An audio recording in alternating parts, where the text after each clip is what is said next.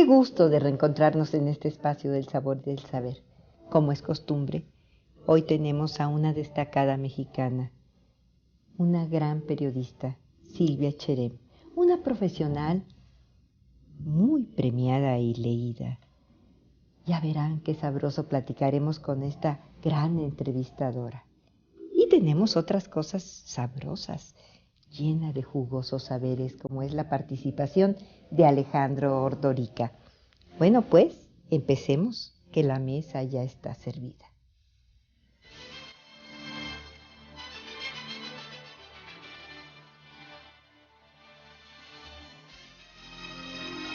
Nuestro país tiene una larga tradición periodística, llena de nombres ilustres y que siempre ha estado presente en los momentos cruciales de la historia. Esta tradición comienza desde los días en que se luchaba por su independencia y ahora en nuestros tiempos ofrece una enorme diversidad ante un público que tendría que estar más y mejor informado. Dentro de esta línea evolutiva, ha sido notable por ser altamente positivo, además de justo y por completo natural, el trabajo de las mujeres periodistas, a menudo observadoras, atentas y sagaces de la realidad de todos los días y de sus trasfondos. Si bien en nuestros días resultaría ocioso hablar de un periodismo femenil, tanto como lo sería hablar de uno masculino, sí puede afirmarse que hay ciertos géneros en que las mujeres han destacado con luces más poderosas. Uno de ellos es, sin dudarlo, el de la entrevista, género que ha sido cultivado con brillantez por periodistas ilustres como Rosa Castro, Elena Poniatowska, Cristina Pacheco o Beatriz Reyes Nevares. Y es precisamente en esta línea en la que, de unos años a la fecha, ha venido arrojando una pródiga luz propia la tarea de la periodista Silvia Cherem. Silvia Cherem es una mujer sensible y culta, que está llena de curiosidad y que posee una mirada alerta y limpia. No sorprende por ello mismo que haya sido merecedora del Premio Nacional de Periodismo en el género de crónica. Es autora de Entre la historia y la memoria, Trazos y revelaciones, Al grano, entre otros. Y está por publicar, Por la izquierda, medio siglo de historias en el periodismo mexicano, contadas por Miguel Ángel Granados Chapa. Ha entrevistado con profundidad a varios de los artistas plásticos más importantes del país, así como a escritores de la talla de Octavio Paz o Fernando Benítez. Con nosotros, Silvia Cherem, una muy destacada periodista mexicana. Estamos con una destacada periodista, una mujer muy talentosa, Silvia Cherem. Gracias por estar con Marta. nosotros. Gracias por la invitación. De verdad, estamos muy contentos de que nos acompañes en el sabor del saber. Y bueno, pues tu vida ha estado marcada por la audacia, por además la precocidad. Entraste a los 15 años. Pero bueno, hay algo que a mí me llena de inquietud. Tus entrevistas no son convencionales y algo quisiera yo leer de este libro hermoso, Entre la historia y la memoria. ¿El primer? ¿Tu primer libro? Fue el primero. Fue, fíjate, verlo en una librería era de una emoción total y hoy lo veo hacia atrás y pareciera que ya casi lo olvido, pero fue muy importante y muy determinante en mi trayectoria. Pues a mí me gustaría leer este pequeñísimo párrafo, bueno, lo quiero abreviar, que te lo escribió nada menos que Octavio Paz. Usted no es una periodista convencional, le dijo alguna vez Octavio Paz a Silvia Cherem, y sin duda el poeta tuvo razón, y razones para calificarla así, porque al hojear este libro uno encuentra trabajos más cercanos a una sesión terapéutica, a un acto de confesión, a una charla entre grandes amigos, que a una entrevista periodística, esas que se dan en la banqueta con mucha frecuencia. Y por eso mi inquietud de saber esos momentos en los que tú estás entrevistando, eres psiquiatra, amiga, confesora. Cuéntanos, ¿qué pasa en eso? Mira, yo creo que el secreto, son varios secretos. Uno, quizá que nunca me di cuenta realmente que era parte de mi personalidad, y es que me gusta mucho escuchar y me gusta mucho investigar y me gusta mucho conversar. Entonces, cuando yo decido que voy a trabajar con un personaje, nunca es una sesión de 2 horas ni de 1 hora. son meses. Luego lo traduzco como que fuera un encuentro, pero la verdad es que es una gran falsedad pensar que eso que uno leyó sucedió cabalmente con esas preguntas y esas respuestas como figuran.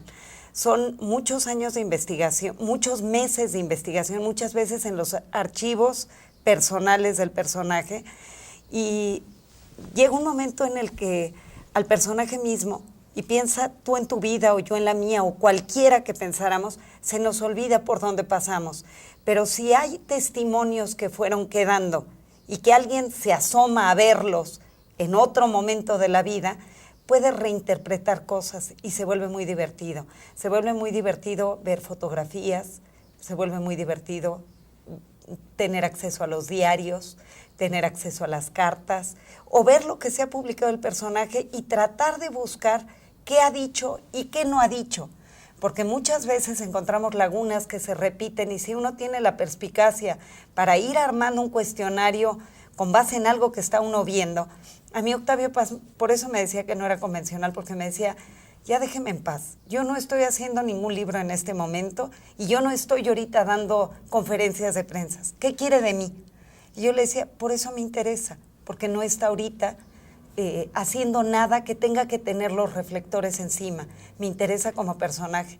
Y fueron muchos meses con Octavio Paz específicamente de seguirlo, de hacerle detalles, de mucho, fueron 6 hojas en el periódico Reforma, pero de darle detalles. Me acuerdo, por ejemplo, que leía yo de la higuera que tenía en su casa y estaba muy renuente a la entrevista.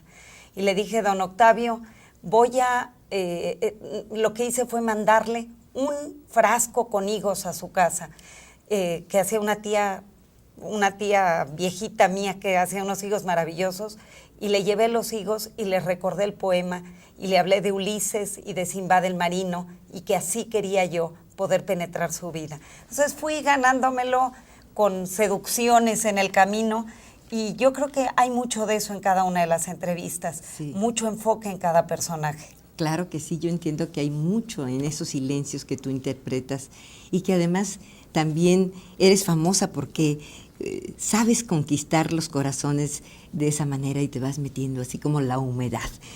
Vamos a un corte y regresamos con nuestra conversación.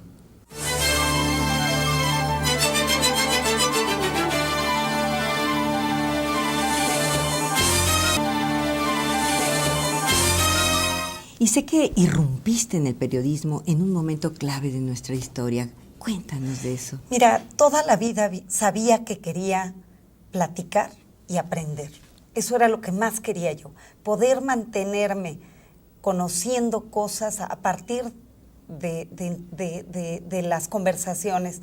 Yo no sabía ni qué quería estudiar. Biología. Quería, por un lado, biología, nutrición, arte, literatura, y quería hacer 2, 3 carreras al mismo tiempo. ¿Y un tío te ayudó? Pues mira, me ayudó, es un decir, porque me dijo, me iba descartando todas las carreras y me decía, hay una carrera nueva que ni era nueva, que se llamaba comunicación, y él me ayudó a cuando menos tomar una línea, pero quería estudiar al mismo tiempo biología, iba a hacer las 2, pero me quedé embarazada de mi primer hijo, a quien amamantaba en la universidad, entonces decidí que era demasiado ser mamá, ser esposa y tener 2 carreras al mismo tiempo. Lo que sí fue que fui esperando el momento para llegar a los grandes medios, y sí, efectivamente fue cuando estaba Chiapas en escena, y no sabíamos nada de lo que estaba pasando. Leíamos los periódicos y nos quedábamos con las mismas preguntas y las mismas dudas que estaban realmente flotando en el aire. Y a mí se me ocurrió ir a entrevistar varios meses después de que irrumpió el subcomandante.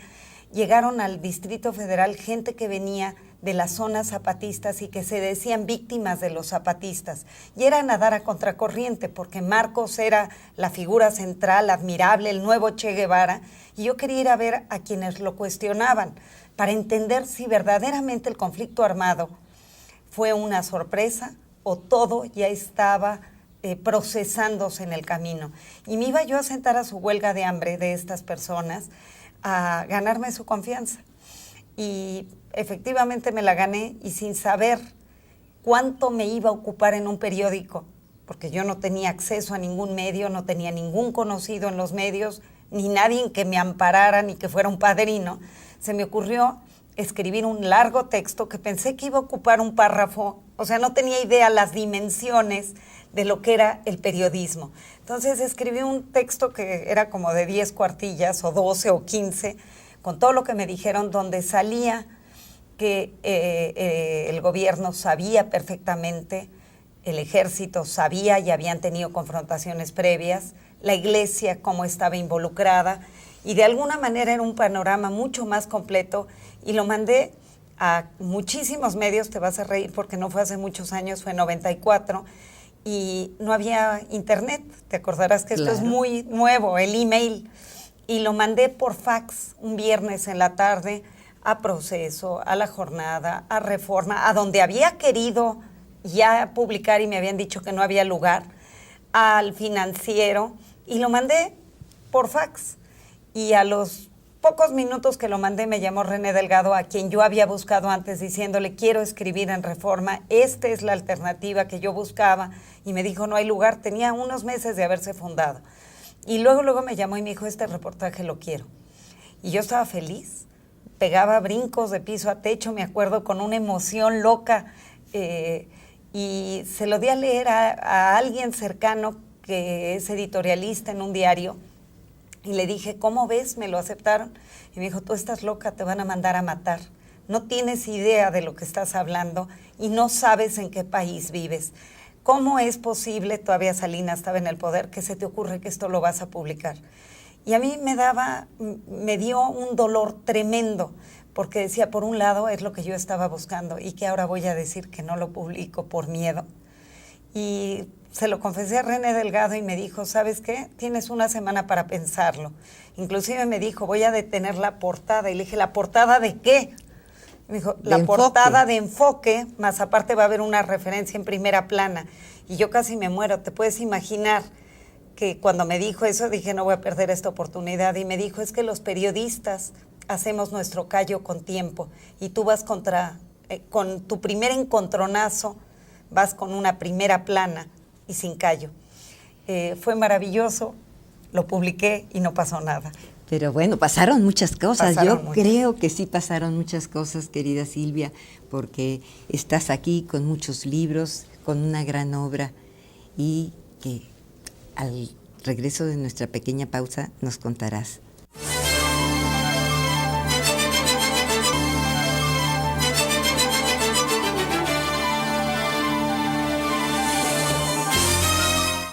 Silvia, entiendo que tienes muchísimos reconocimientos, premios, pero cuéntanos del más importante, el que significa más para ti.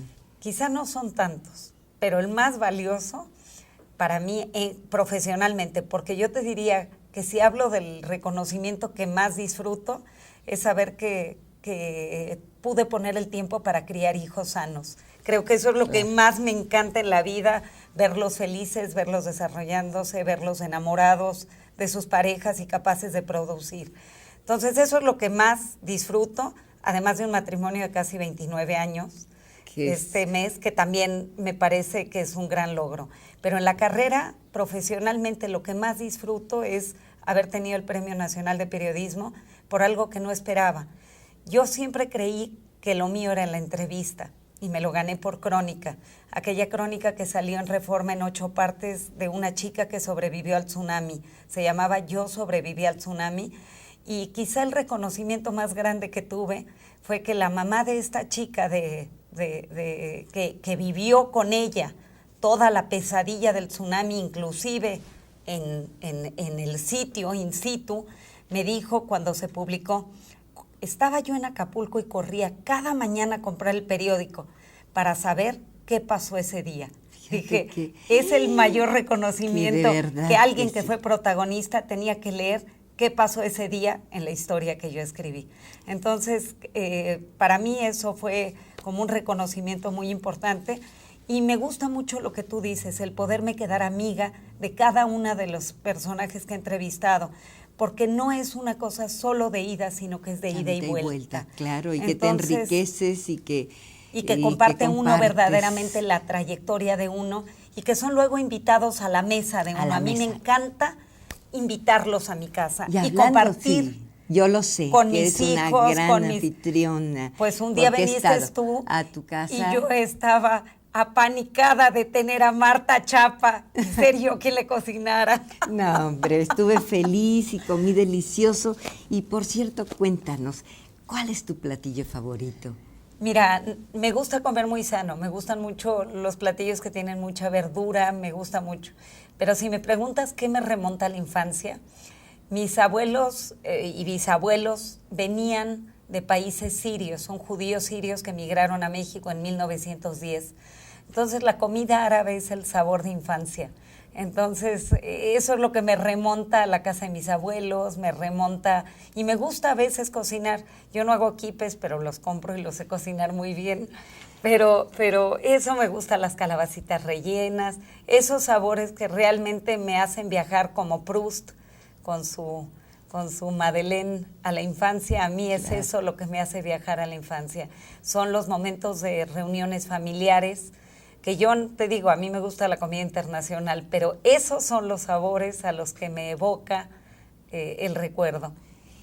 Y tú que has viajado tanto, ¿algún lugar que sientas que es así, además de estos sabores? Bueno, que yo sea estoy tu favorito? atrapada con lo que acabo de hacer. Vengo regresando de las Islas Galápagos. Fue un viaje de 7 días maravilloso en un barco. Viajé con gente de National Geographic.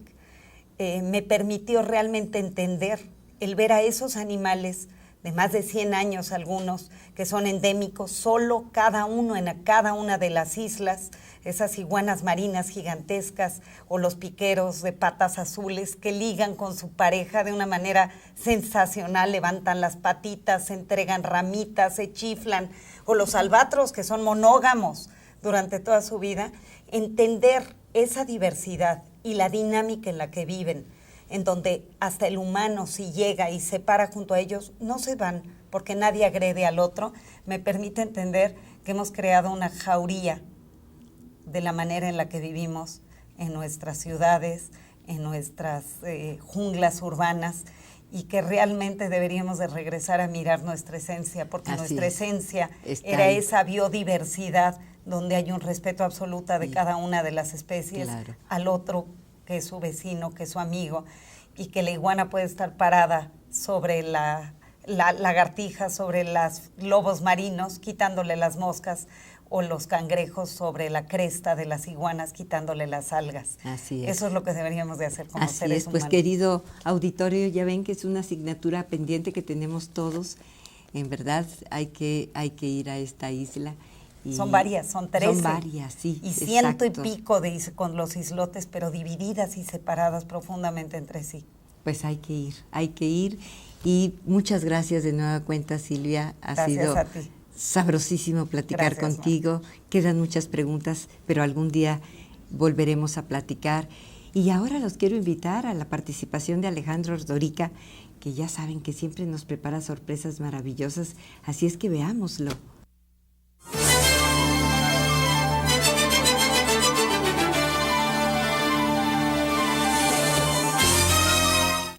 Ya que hablamos de periodismo en esta rica sobremesa y situados en las conmemoraciones del Bicentenario en este 2010, no puedo dejar de mencionar la figura excelsa de don Filomeno Mata, ese periodista que deja huella en la historia del periodismo mexicano y que inicia sus tareas en el Monitor Republicano, un periódico legendario también de aquella época, y que lleva a este maestro, porque fue normalista y periodista, a fundar muchos periódicos que igualmente son huellas destacadísimas de este quehacer del periodismo del siglo XIX y que se asoma en algún momento ya al propio siglo XX. Filomeno Mata es ese hombre que nos da periódicos como La Hoja Eléctrica, El Cascabel o El Sufragio Libre, pero que a su vez tiene esta visión como buen normalista y maestro de crear un silabario que con el tiempo se convertiría en lo que hoy conocemos como las grandes campañas, esas campañas nacionales de alfabetización, con un gran tiraje para aquellos días, donde llega a muchas manos de niños y jóvenes para enseñarles a leer y a escribir. Pero mención aparte tiene el Diario del Hogar, que surge en 1881 y que, bueno, es una avanzada, una propuesta nueva de periodismo con corresponsales, con fuentes de información, con secciones, un periódico que además recibe y tiene esa visión de alimentarse de sus ventas de los ejemplares como de la publicidad, y que está pensado para toda la familia. Y así tiene secciones de modas, de cocina, de espectáculos. Y bueno, es también, desde mi punto de vista, el pionero en lo que hoy son esos suplementos o esas secciones especializadas de gastronomía, tanto que en aquella época al llamado Diario del Hogar también muchos lo conocían como el Diario de los Frijoles, porque daba recetas de cocina. Y miren, no dejaba igual de cumplir con su cometido, con una crítica política severa, contundente contra la dictadura porfirista. Y ahí estaban grandes plumas, los mejores escritores de la época, don Guillermo Prieto, Vicente Rivapalacio o Altamirano. Y una playa además de hombres de letras que pasaron por esas páginas. Y un hombre, Filomeno Mata, que además se juega la vida defendiendo la libertad de expresión y que, aunque fue en un momento director del Diario Oficial de la Federación en los inicios de la gestión de Porfirio Díaz, a quien apoya, luego se vuelve uno de sus críticos cuando empieza a reelegirse y desconoce la democracia. Miren, en todo caso, un hombre cuya voz se levantó tan alto en defensa de las libertades que todavía tiene una gran sonoridad en nuestros días.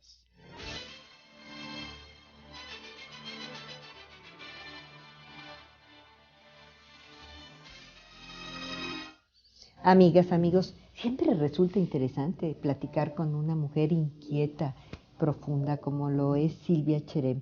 Le damos las gracias por haber compartido con nosotros su tiempo y también sus conocimientos. Lo mismo ocurre con Alejandro Ordorica. Y a ustedes, gracias por acompañarnos. Sabemos que les interesa este espacio porque les ofrece sabores diferentes. Y bueno, pues quiero decirles que los esperamos la semana entrante y esta emisión la quiero despedir con una frase muy interesante de Benjamín Disraeli que dice así: cuando quiero leer un libro, lo escribo, que la luz